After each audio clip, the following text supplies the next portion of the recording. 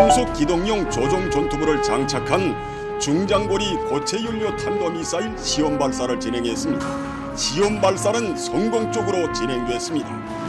자, 음속의 5배, 시속 6,120km를 간다. 자, 음속의 5배, 시속 6,120km를 간다.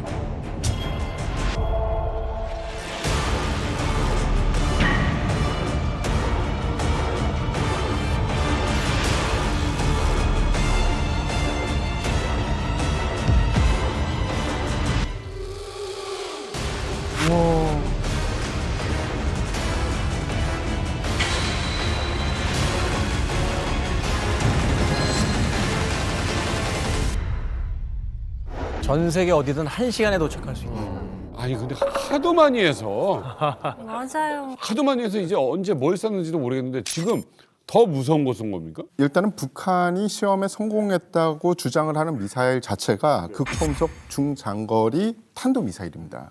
그래서 지금부터는 북한이 발사한 극초음속 미사일 유형이 우리에게 얼마나 위협적인 존재인지 하나하나 좀 짚어볼 예정인데요.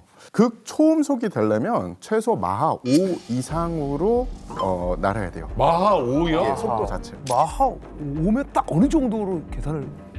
아주 쉽게 말씀드리면 마하 5는 1초에 1.7km 정도를 간다고 봅니다. 1초에? 예, 예. 1.7km. 그러니까 우리 이 서울에서 한 325km 떨어진 데가 이제 부산인데 그까지 단 3 내지 4분이면 간다는 거예요. 3, 4분이요? 예, 예. 어마어마하게 빠른 거예요. 오면 엘리베이터 누르고 있을 때 오는 거네요. 그러니까 예. 라면 끓여서 컵라면 먹는 시간이야. 그 시간이면 서울 부산 그냥 쏠 수 있다고요? 그렇죠. 우리 종민 씨 괌 가보셨죠? 네, 가봤죠. 비행기 타고 얼마나 4시간 도착했어요? 반. 4시간 반에 네. 4시간 반 정도 예. 걸리잖아요. 마하 5 속력으로 가면은 30분이면 갑니다. 30분. 네. 이거는 일단 기본이 마하 5고 이제 좀 빠르다 싶으면 마하 10이 넘어가는 겁니다. 마하 10이 넘어가는 겁니다. 무섭다. 이게 만약에 평양이 아니라 전방 지역에서 배치가 된다면 서울 때리는 거는 그냥 곧바르네? 북의 후방 지역에 배치를 해도 속도가 워낙에 빨라서 서울까지 도달하는 시간이 짧아요. 일단은 미사일 같은 무기 체계가 속도가 빠르다는 것 자체만도 벌써 메리트가 있는 건데 네. 중장거리 미사일을 더 위험한 존재로 만드는 게 있습니다. 뭐예요? 일단은 탄도 미사일하고 극초음속 미사일의 이 궤적이 어떻게 다른지 한번 보겠습니다. 탄도 미사일은 완만한 포물선 곡선을 그리면서 탄도부가 적을 타격하는 겁니다. 네. 그런데 저거 같은 경우에는 일정 고도까지는 올라가지만 전투부가 분리된 뒤에는 활강을 합니다. 미꾸라지가 수영하는 것처럼 그게 바로 극초음속 미사일의 전형적인 궤적인데요. 뭐야?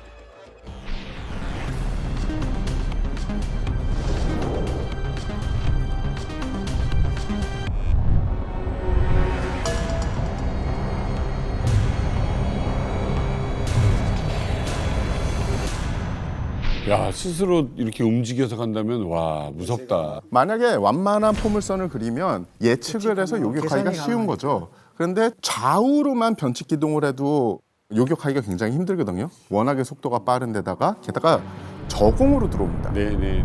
그런데 좌우 상하로 기동하면은 이거는 정말 요격하기가 불가능하진 않지만 좀 어렵네요. 아주 어렵다라고 볼 수 있고요.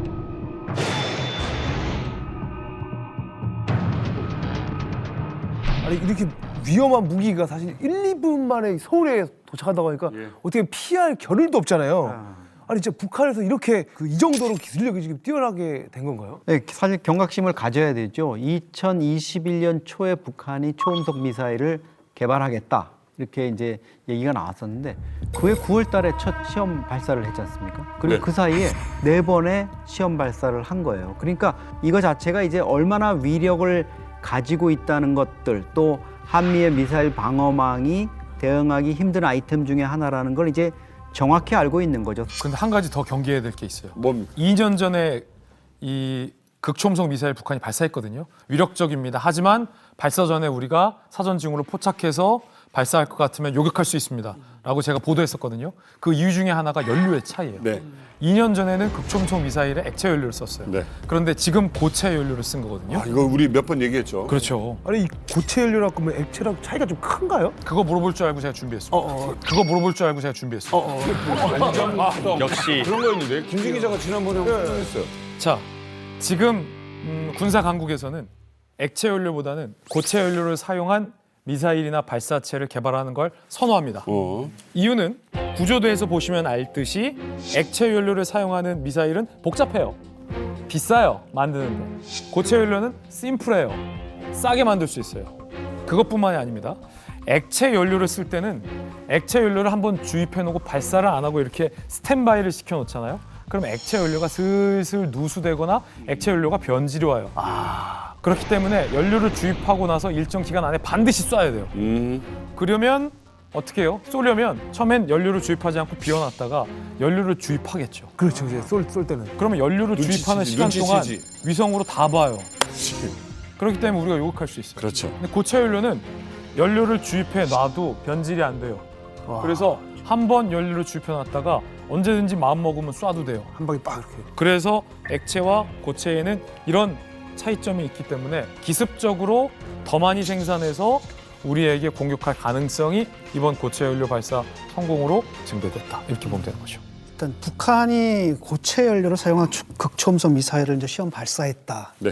이건 이제 북한의 그 미사일 기술이 이제 엄청나게 빠른 속도로 발전하고 있다라는 거고, 그러다 보니까 이게 자체적으로 이게 가능했겠느냐, 혹시 러시아가 도와준 게 아니냐, 이런 이제 의구심도 나오고 있는데요. 일단 이번에 전문가들이 추정하기로는 이번에 그 미사일, 극초음속 미사일의 사거리가 5,500km라고 그러거든요. 그런데 북한에서 오키나와, 미군 기지가 있는 오키나와까지가 1,400km예요. 그러니까 네. 거기까지 도달하고도 남는다라는 거죠. 그리고 이 극초음속인데 지금 10만 넘어가면 사실 요격하는 게 사실상 불가능하거든요. 근데 어떤 보도를 보니까 이번에 14까지 갔다 그러거든요. 예, 이렇게 빠른 미사일을 갖다 북한이 개발을 했다라는 건데, 이 정도 되면 일단은 우리 패트리어트 미사일로 잡기가 힘들고요. 사드로도 잡기가 굉장히 힘들어집니다. 2월에 바로 하늘의 레이더라고 불리는 조기 경보기가 북한에서 조립이 되고 있다는 것으로 추정되는 사진이 발견됐거든요. 지금 보시는 것 같이 지금 위성 사진인데 고려항공 지금 화물기로 보이는 러시아제 수송기를 조기 경보기로 개조하고 있는 것처럼 보이는데, 저게 만약 진짜 조기 경보기라고 하면은 이것도 또 게임 체인저거든요. 일단 조기 경보기에 대해서 좀 더 자세히 쉽게 말씀을 드리자면은, 조기 경보기를 우리가 정보, 정찰, 감시 자산이라고 합니다. 네. 보통 우리가 적기를 파악하려면 지상에 설치된 레이더를 사용하죠. 그렇죠. 위를 보는 거죠. 예, 레이더가 지상에서 위로 발사가 되면 네. 지구 공률에 따라서 사각인 지점이 생길 수밖에 없어요. 네. 그래서 우리가 영화 같은 거 보거나 아니면 실제 전쟁에서 저공 침투한다, 뭐 이런 이야기 많이 나오지 않습니까? 그게 바로 레이더의 사각을 이용하는 건데, 그렇지. 조기 경보기 같은 경우엔 그 위에 둥그런 접시 같은 게 똑같은 레이더예요. 근데 위에서 아래로 조사가 될 수 있고 위로도 조사될 수 있고 일정 부분을 내가 노려서 조사할 수도 있어요. 얼마까지 볼 수 있는 거예요? 러시아의 조기 경보기 A50 메인스테이의 성능이 나온다면 네. 최소한 탐지 거리가 무려 470km 정도 돼요. 그러니까 황해도 상공에서 한국 전역을 어느 정도 커버할 수 있고요. 조기 경보기의 무서운 점은 단일 표적을 추적하지는 않습니다. 다수의 표적들을 동시에 추적할 수도 있고요. 그리고 북한이 조기 경보 통제기가 왜 필요하냐라는 점을 좀 생각을 해봐야 되는데, 항공 우세라는 게 굉장히 중요합니다, 전쟁에서. 그러니까 제공권을 잡는 게 중요하죠. 근데 북한 공군의 기체들이 대부분 노후화된 기체들이에요. 그렇죠. 노후화된 기체들의 가장 큰 문제점은 눈이 나빠. 레이더가 구형인 거예요. 즉, 이 한미연합 전력의 기체들은 1km 밖에서 북한 기체를 보고 공격이 가능합니다. 네. 근데 북한의 기체들은 시력이 월등히 떨어지기 때문에 네. 500m까지 와야지 그래 공격이 가능한 거예요. 근데 조기 경보기가 이제 전력화가 되고 데이터 링크나 이런 좀 문제들이 해결이 된다면 북한 이 구식 기체들의 눈이 라식 수술을 받는 겁니다. 귀에 쏙 들어오네요. 아니 지금 뭐 정찰의 성등인데 조기 경보기까지 왜 욕심을 내는 거예요? 제가 이제 보충 설명을 드리면은 군사 정찰 위성과 조기 경보기의 차이는, 네. 군사 정찰 위성은 그냥 보는 걸로 그치는 거예요. 그걸 맞추려고 그러면은 지상으로 연락을 해서 지상에서 야 이거 누가 가서 때리지? 이걸 이제 또 고민을 해야 되는데 그 시간 동안 또 이동이 돼버리고. 조기 경보기가 떠 있으면은 네. 실시간에 보고 요거는 고성균이 네가 때리고 요거는 남희석이 네가 때리고 실시간에 이제 통제가 되기 정리가 순간에. 되기 때문에 그래서 조기 경보기하고 위성하고는 큰 차이가 있다. 조기 경보기를 흔히 하늘에 떠 있는 공중 지휘소라고 해요. 공군 사령본부가 하늘에 떠 있는 거예요. 근데 이동이 가능하고 은폐가 쉽기 때문에. 그런데 저게 가짜인 이유는 조기 경보기 하나만 개발하는 나라는 없거든요. 이거 기본 중에 기본이에요. 사실은 조기 경보기에서 주는 무수히 많은 이 레이더 자료와 커뮤니케이션 자료를 수신하고 공격할 수 있는 능력을 갖고 있는 4세대, 5세대 전투기가 보유돼야 조기 경보기가 있다는 의미가 있는 거예요. 근데 북한은 굉장히 오래된 옛날 전투기를 갖고 있기 때문에 2차 세계대전 조기 경보기가 있다고 하더라도 그 조기 경보기와 같이 작전을 수행할 만한 공군의 전투기가 없는 거예요. 그렇기 때문에 이건 근데 어쨌든 가짜죠. 있으면 도움이 될 수는 있을 것 같고 또 하나 러시아가 만약에 도와준다면이라는 전제 하에 있다면 굉장히 무시무시하고 북한이 신형 전투기를 개량하거나 러시아가 갖거나 신형 전투기 기사를 북한에게 이식한다면 이건 얘기는 달라져요. 한 가지 좀 의심되는 지점은 북한이 평양의 외곽 순천 공군기지를 대대적으로 현대화했습니다. 네. 활주로 길이를 무려 300m나 늘려서 총 2,800m로 활주로를 늘려놨어요. 이전과는 또 눈에 띄게 넓어진 유도로까지 북한이 따로 마련을 해놨습니다. 네. 그래서 혹시 북한이 지금 당장은 아니더라도 장기 프로젝트로 조기 경보기를 갖고 싶다. 네. 플러스 그것과 함께 공군 작전을 수행할 수 있는 북한의 전투기를 현대화하는 거를 어떤 장기 프로젝트로 설정해 놓은 것 아니냐라는 네. 행보는 지금 포착되고 있어요.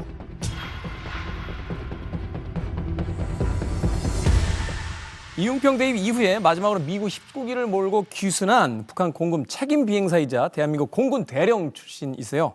이철수 대령을 만나서 김정은이 과연 극초음속 미사일에 이어서 조기 경보기까지 이제 확보하려고 하는 그 속내가 무엇인지 좀 여쭤봤습니다.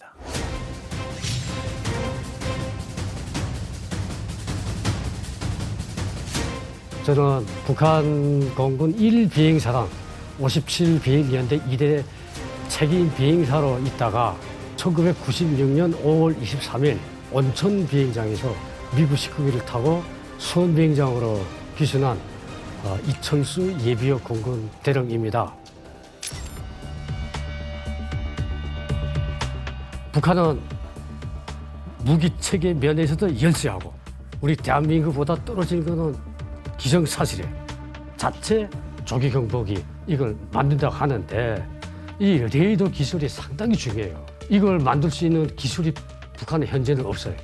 러시아가 조기 경보기를 주면 되는데 조기 경보기 줘봐야 연동이 안 되는데 북한의 전투기하고 쓸 수가 없는 거예요. 그러니까 북한이 보유하고는 레이더 가지고는 못 봐요. 우리 한국을 60, 70년대에 러시아로부터 들여온 레이더인데 그 성능을 업그레이드 시키기 위해서 조기 경보기라는 이 항공기를 공중에 떠 있는 레이더 탐지 거리를 늘리기 위한 이 차원에서 보는 것이 정확하다.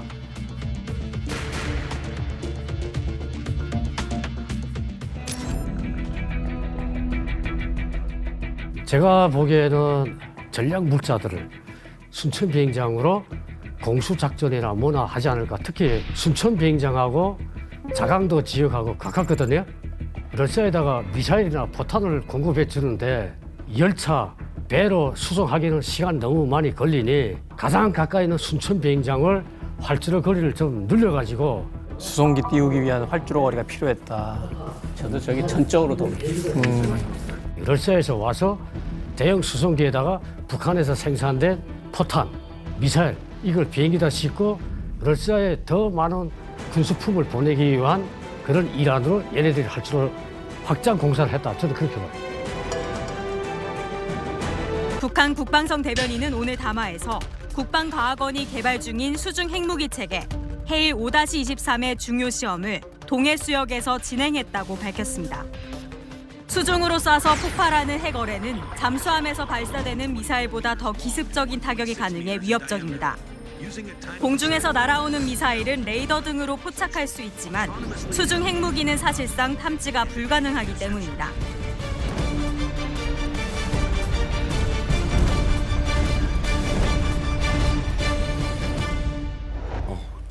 왜냐면 이제 해안 라인에 원자력 발전소들이 있고. 아니 어뢰가 핵어뢰라고요? 해일이라는 게 찌나미라는 소리예요. 쓰나미. 그러니까 우리 흔히 쓰는 찌나미. 그러니까 핵어뢰로 방사능 찌나미를 일으켜서 우리 부산항이랑 울산항이랑 다 그냥 삼켜버리겠다는 게 이제 북한 보도대로 하면 그게 그건데 그렇게 됐는지는 아직도 두고 봐야죠.